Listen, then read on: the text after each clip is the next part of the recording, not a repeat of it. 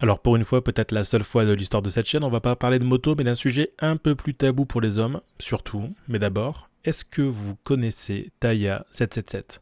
C'est fort possible que oui, car l'histoire a été documentée il y a quelques mois, mais si vous ne connaissez pas, Taiya 777, c'est une chaîne YouTube qui upload des vidéos majoritairement de musique, de jeux vidéo. Créée en 2007, la chaîne a commencé réellement à mettre des vidéos sur la plateforme en 2012, principalement des musiques en version longue, de 13 à 15 minutes, mais aussi de très très longues versions, majoritairement 1 heure. Et c'est là que tu te demandes pourquoi je te parle d'un truc de jeu vidéo alors qu'on va évoquer un sujet un peu plus sombre dans quelques minutes. Ben c'est à cause ou grâce à ça.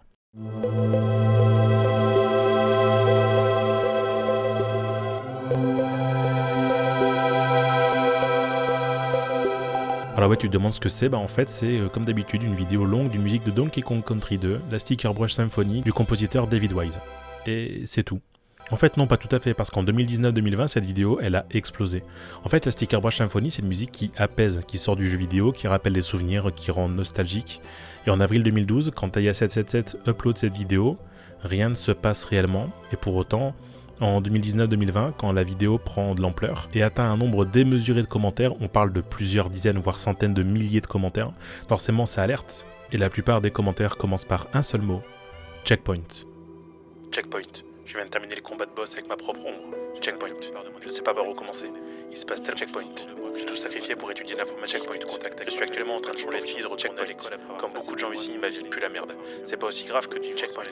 Mon chien est décédé il y a 2 jours. Ses pattes avant ont cessé de fonctionner et j'ai dû l'endormir. Checkpoint.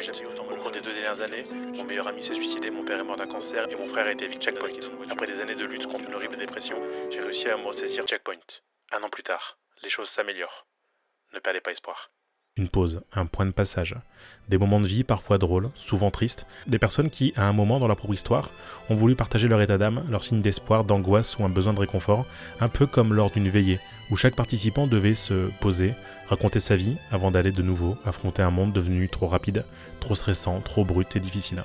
Et c'est ce qui est beau avec cette vidéo, c'est parce qu'elle résume parfaitement ce qu'Internet peut amener de beau, du partage, de l'entraide, du soutien pour des personnes qui, devant leur écran, malgré leurs réseaux sociaux ou le FOMO, le fear of missing out, la peur de manquer à la dernière actu, la dernière info, se sentent souvent seuls, très seuls. Et pourquoi d'un coup spontanément des gens ont commenté cette vidéo ? Parce qu'Internet, il n'y a rien qui laissait présager que cette vidéo allait être le checkpoint d'Internet, pas une vignette, pas une description, pas une info, juste l'algorithme. Sauf si vous, comme moi, vous écoutez du jazz japonais avec des titres originaux ou des musiques de jeux vidéo en jap, vous ne pourrez pas tomber sur cette vidéo de manière normale, sauf par recommandation. Ou du moins, c'est peu probable. Et ça renforce l'idée de se sentir à un moment comme le personnage principal de votre propre histoire. Le commentaire, c'est le vôtre, et il vous appartient, un peu comme si l'espace commentaire de cette vidéo, c'était une sorte de place sécurisante et réconfortante, ce qu'on appelle une safe zone. C'est alors que la magie d'Internet se met en place. Bienveillance, respect, entraide, tout ce qu'on aime dans l'humain était présent dans cette vidéo. Et oui, je dis était parce que vous ne pourrez plus jamais voir la section commentaire de cette vidéo, parce que la vidéo a été strikée par Nintendo en 2022. Merci les artistes, hein. Et donc cette bulle de réconfort et d'apaisement restera un doux souvenir pour celles et ceux qui ont pu à la fois raconter leur histoire, mais aussi à ceux qui ont pu aider un maximum à faire sortir des personnes de l'ombre vers la lumière. Et désormais, on vient au sujet. À mon tour de faire un checkpoint. Eh ben bonjour, j'espère que vous allez bien, du moins mieux que moi. Le but de cette introduction c'est pas anodin, c'est parce que justement j'ai besoin de vous parler. En ce moment ça ne va pas très fort. Je pense que vous l'avez vu maintenant depuis plusieurs mois, je poste de moins en moins, j'ai de moins en moins d'envie, je partage de plus en plus des choses qui ne sont pas de l'ordre de la moto, qui commencent à faire peur à certains, et donc je vous dois des explications. Pour moi, il y aura un avant et un après cette vidéo. J'ai pas eu cette idée tout seul de faire cette vidéo, c'est parce que justement, je vous ai partagé un petit sondage sur Instagram qui a plutôt bien marché, et surtout, c'est parce que j'ai une amie qui se reconnaîtra, qui a fait une story justement sur la charge mentale et le surmenage. Bon, alors charge mentale apparemment, qui est un concept extrêmement féminin, on peut pas donc avoir de charge ou de surcharge mentale pour les hommes, sinon on est considéré comme des pleureuses, des ouin-ouin, des chochottes, bref, mettez l'adjectif que vous voulez. Elle est où sa story ? Je ne vais pas partager son nom mais elle se reconnaîtra. On doit changer de camp. C'est ceux qui se moquent ou qui banalisent qui devraient se sentir mal. La société nous conditionne à croire que les problèmes de santé mentale sont des signes de faiblesse ou des sujets malisants à éviter alors que c'est juste humain, j'étais chaud choqué par le nombre de personnes qui m'ont témoigné être passées par là quand j'ai parlé pour la première fois de mon burn-out. Alors moi, c'est pas un burn-out, pour le coup. Je suis juste dans la phase d'acharnement, c'est pas un burn-out, donc c'est pas lié au travail. Mais pour autant, ça en fait partie, ça fait partie de l'écosystème. Le tabou et la honte emprisonnent dans un silence douloureux, aggravant l'isolement et le sentiment de détresse. Alors arrêtons le silence, arrêtons de montrer des vies parfaites sur Instagram. Et donc je suis fier, à mon tour, de vous témoigner de ma dépression. Voilà, je devais commencer par ce point. Déjà, remercier la personne qui a fait ce post pour dire justement que oui, je me reconnais maintenant, je suis malade. Depuis tout petit, j'ai un gros défaut, c'est celui de réfléchir. Alors vous allez me dire, oui, c'est super de réfléchir, trop bien. Mais moi, je réfléchis trop. Je fais trop d'histoires dans ma tête. Et ça me crée de la surcharge mentale. Ce qui fait que là, depuis quelques semaines, je suis en arrêt maladie, en arrêt complet de travail. Je ne peux pas, là pour moi c'est une souffrance de faire une vidéo face caméra, c'est une souffrance. J'ai souffert, là ça va un peu mieux, mais j'ai souffert pendant quelques mois, voire je pense même quelques années à enfouir et trop enfouir sous la volonté de réussir. J'ai oublié d'être heureux et c'est le plus important je pense dans la vie d'être heureux. J'y arrive pas, je n'y arrive pas et donc depuis maintenant, on va dire je pense au moins depuis novembre 2022 je pense, depuis 2022, je ne suis pas l'homme le plus heureux dans ma vie. Et je vous le partage aujourd'hui parce que c'est absolument le sujet du checkpoint. J'ai eu plein de déclencheurs qui ont fait que ça s'est aggravé au fil du temps et la volonté de toujours enfouir et enfouir et enfouir tout le temps pour montrer justement une vie parfaite, une vie bien rangée, une vie de créateur de contenu fantastique. Mais je pense que de plus en plus de créateurs de contenu et après les problèmes du boulot vont se mettre sur la famille, le problème de la famille sur le boulot, etc., etc. Ça crée un cercle vicieux et c'est donc là l'acharnement, la phase première du burn-out, c'est l'acharnement. Et moi, je m'acharne trop à vouloir essayer de rendre tout bien, tout parfait, et à réfléchir. Bah c'est pas bon. C'est pas bon du tout. Donc depuis novembre 2022, ça ne va pas, pour des raisons qui me sont propres et qui sont très personnelles. J'ai très mal géré ma société, Trésor en Or. J'ai très mal géré mes finances.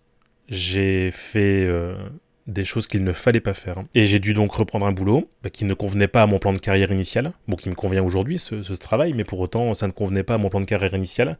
Et je suis donc tiraillé aujourd'hui entre le fait d'être justement sur mon plan de carrière, celui que tout le monde veut voir, la famille, et le plan de carrière de la passion. Fais ce que t'aimes, kiffe. Et en fait, entre les deux, c'est très difficile. À ça s'ajoute une forte charge mentale à la maison. J'en fais beaucoup et j'en laisse peu. Certains hommes font beaucoup aussi à la maison et j'estime faire beaucoup plus que certains et tant mieux. J'en suis extrêmement fier. Et donc, tous ces problèmes s'accumulent.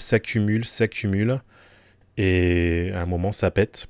Ça pète dès lors qu'un proche t'apprend qu'il a une maladie. Ça pète dès lors que t'apprends qu'un camarade de classe décède. Ça pète lorsque t'apprends que t'as des problèmes d'argent, d'alcool, d'addiction. À un moment, la soupape, elle décompresse plus. Et tu te mets à trop réfléchir, à plus prendre de risques, et donc à t'isoler. Donc je me suis isolé de beaucoup de monde, de beaucoup d'amis, de beaucoup de membres de ma famille. Et là, aujourd'hui, j'avais besoin d'en parler, parce que je pense que c'est important d'en parler. Et c'est important de mettre des mots là-dessus. La dépression touche énormément de monde, et bien souvent on en a honte, et j'ai décidé moi de ne pas en avoir honte et de vous en parler. Déjà parce que je vous dois beaucoup, forcément à vous les gonzes qui me suivez depuis maintenant 6 ans. Pour autant, je suis suivi aujourd'hui, ça c'est très important de le savoir. Je suis suivi par un psychiatre, par un psy, par mes proches. Je suis extrêmement bien accompagné, donc n'ayez crainte là-dessus, je suis sur la voie de la guérison. Cette vidéo que je vous fais aujourd'hui, elle est importante parce que justement, j'aurais été incapable d'en parler pendant quelques mois encore si j'avais refoulé, et si je voulais faire croire que tout était beau, tout était bien, mais non. Non, ça ne va pas. Et c'est important déjà de l'accepter, de se l'accepter pour soi. Il faut comprendre quand ça va pas et quand il faut mettre un stop. Donc là, j'ai décidé de prendre une pause qui va être plus ou moins longue, qui va me permettre de justement aller mieux. Et ma délivrance, ça a été le sport. Je me suis mis au sport beaucoup, je mange mieux maintenant. Ça fait partie de la guérison aussi. Il y a quelques trucs comme ça qui font partie de la guérison. La moto, évidemment, en fait partie. Prendre du temps pour soi en fait partie. S'accepter en tant qu'homme, s'estimer, ça en fait partie. Le sport, énormément, ça joue beaucoup, comme l'alimentation. Faut savoir que moi, en l'espace de 15 ans, j'ai pris 60 kilos. J'ai faisais 60 jusqu'à 120 kilos en 2019 à la naissance de mon fils. Là, j'ai réussi à baisser encore un peu. Je suis en train d'essayer d'encore baisser, encore. C'est important à la fois pour sa santé. C'est important aussi pour la santé psy, parce que moi, en fait, le problème que j'ai, c'est que comme je réfléchis trop, le corps ne parle plus. Et on sait très bien que le corps parle beaucoup. Et donc, pour parler, mon corps mange. Et donc là, j'ai besoin de l'écouter et de dire stop, en fait, arrête de manger, va te détruire ailleurs, va te détruire par le sport, mais arrête de manger, arrête de manger tes émotions.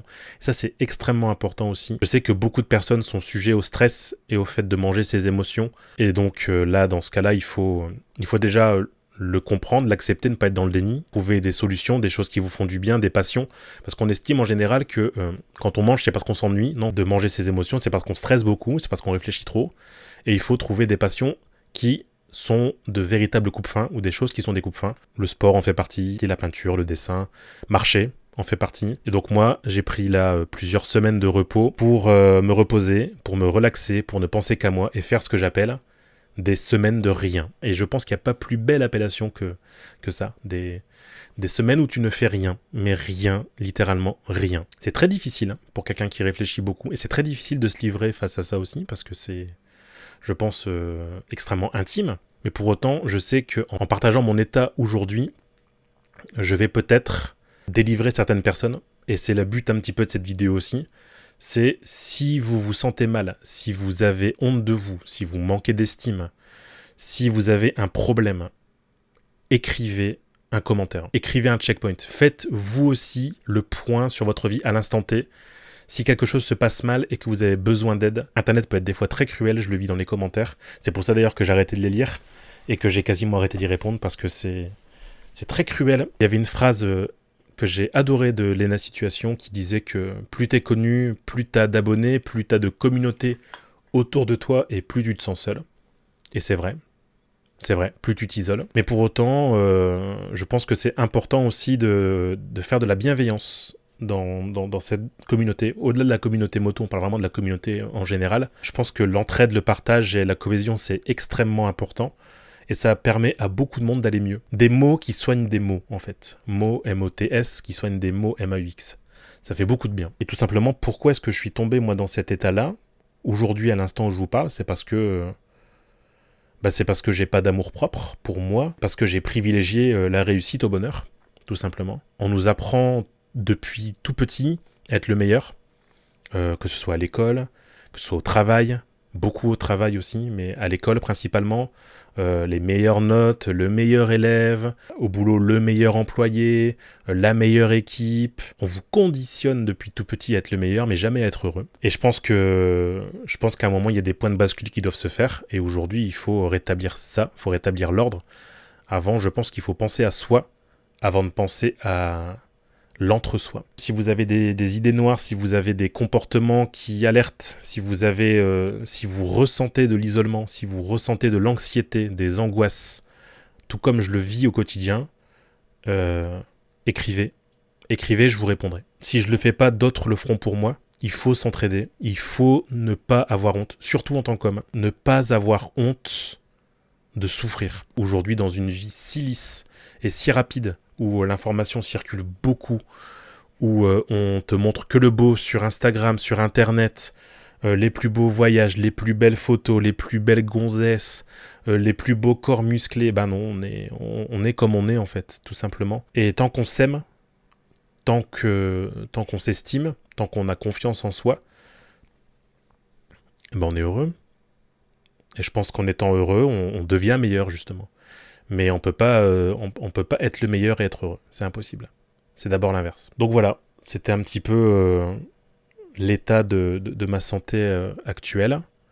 Je suis désolé si ça en dérange beaucoup. Je sais qu'il y aura peut-être de l'agressivité dans certains commentaires et tant pis, ça fait partie du jeu. Ça fait partie d'Internet aussi. L'espace commentaire est à vous, j'espère que ça en fera une safe place, une zone, un havre de paix, de tranquillité, une oasis dans le désert pour certains. De pouvoir écrire, de pouvoir se confier. Si vous le faites, évidemment, bravo à vous déjà, c'est très important, je pense. J'avais besoin d'en parler, j'avais besoin d'avancer. Et il y aura un avant et un après cette vidéo, parce que je vais avancer maintenant. En tout cas, merci de m'avoir écouté. C'était un plaisir d'avoir pu m'enlever ça sur le cœur. C'était très intense. Et c'est pas le genre de vidéo que j'aime bien faire. Mais bon, ça permettra de clore un peu pour les fameux ouin-ouin, ces histoires-là. Et surtout, prenez soin de vous. Et n'oubliez pas d'être heureux. C'est très important. Dans le fond, pour moi, c'est que de la moto. Mais dans le fond, surtout, c'est être heureux, le plus important. N'oubliez vraiment, vraiment pas ça. C'est ne vous négligez pas. C'est extrêmement important. Et on se retrouve dans les commentaires si vous le voulez. Très gros V. Et à bientôt.